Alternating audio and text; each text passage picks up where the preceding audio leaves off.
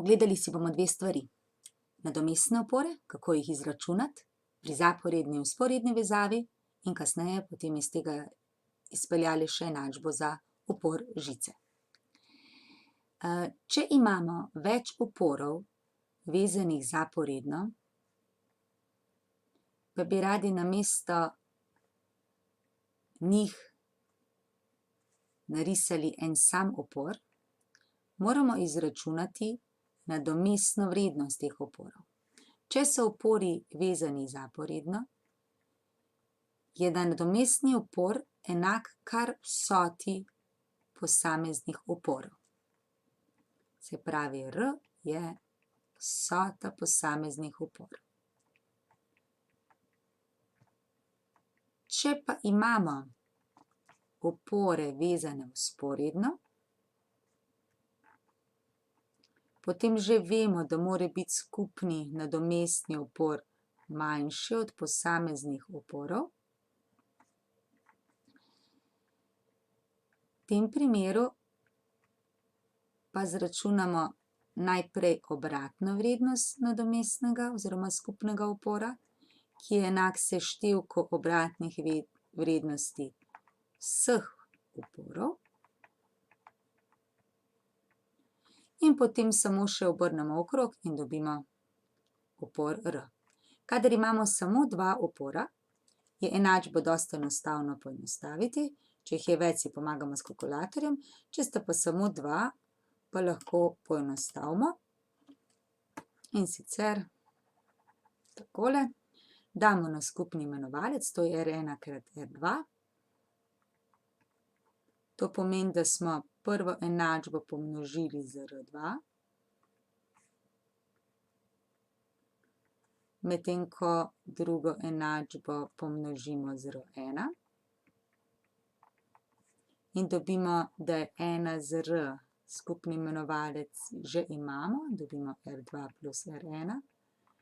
In iz tega ven potem dobimo, da je nadomestni upor enak R1 krat R2 polomljeno z R1 plus R2. Kot sem že rekla, to velja samo, če imamo samo dva upornika, sicer potrebujemo daljšo enačbo. Zakaj bi sploh te nadomestne upore lahko uporabili? Poglejmo si recimo primer. Imamo nalogo, v kateri imamo vezane 3 upornike zaporedno in priključene na vir napetosti 12 voltov. Pomagali si bomo s tem, da bomo najprej poiskali nadomestno vezje. To pomeni, da bomo namesto teh 3 zaporedno vezanih uporov vezali enega samega. Ker so to zaporedno vezani upori, je njihov nadomestni upor kar seštevek posameznih uporov. Seštevek je 60, se pravi, imamo tukaj 60 ohmski upornik, ki je priključen na 12 voltov. Če imamo podano napetost in upor R, lahko s pomočjo Ohmovega zakona izrazimo I. I je U deljeno z R.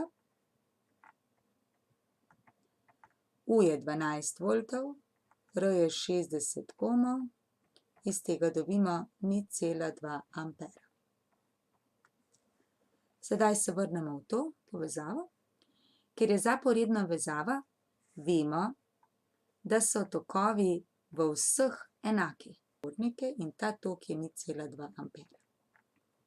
Če pa vemo, da je tok pri vsakim 0,2 ampera, potem brez težav, zopet po Ohmovem zakonu, izračunamo tudi padec napetosti, ki je enak, v tem primeru U je R krat I, 0,2 krat 10 je 2 volta, 0,2 krat 20 je 4 volte, 0,2 krat 30 je 6 voltov in če to seštejemo, res dobimo skupaj 12 voltov.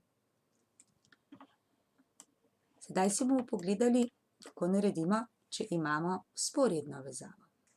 Tudi v tem primeru najprej izračunamo nadomestni upor in rišemo nadomestne veze. Ker so zdaj vezani vzporedno, vemo, da bo skupni upor manjši in velja, da je obratna vrednost skupnega upora 1 za 4 ohme plus 1 za 2 ohma plus 1 za 8 ohmov. Skupni imenovalec je 8, 7 polomljeno z 8 ohmov oziroma nadomestni upor je 8 ohmov polomljeno z 7. Če je tukaj 12 voltov in tukaj upor 8/7 ohma, potem lahko izračunamo, kolikšen je tok. Že vemo, ker vemo, da je U enako R krat I, vemo, da je I enako U lomljeno z R. U je 12 voltov, polomljeno z 8/7 ohma je 10,5. 10,5 ampera. 10,5 ampera. Sedaj gremo sem. Vemo, da je na vsakmu od tehle napetost 12 voltov. Vemo, da je skupni tok tukaj 10,5 ampera. Lahko izračunamo tok tudi skozi vsakega od njih.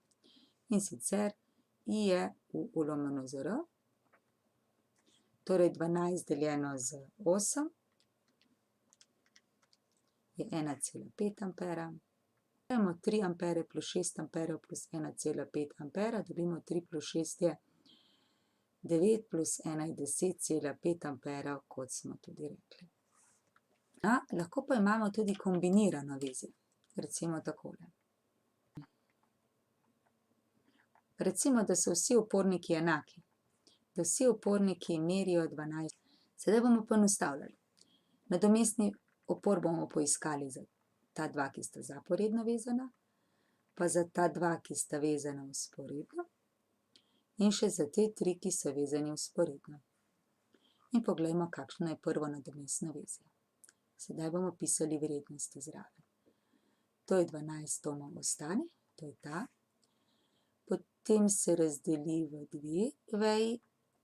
Zgoraj imamo 12 ohmov plus 12 ohmov, je to skupaj 24 ohmov. Pač vsota zaporednih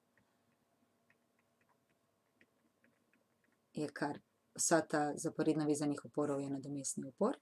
Tukaj, ko imamo vzporedno, moramo poiskati 1 z R je 1 z 12 ohmov plus 1 z 12 ohmov in je to skupaj 2 deljeno z 12 ohmov in kmalu vidimo, da je upor, če sta enaka, ravno polovica vsakega od njih, torej 6 ohmov.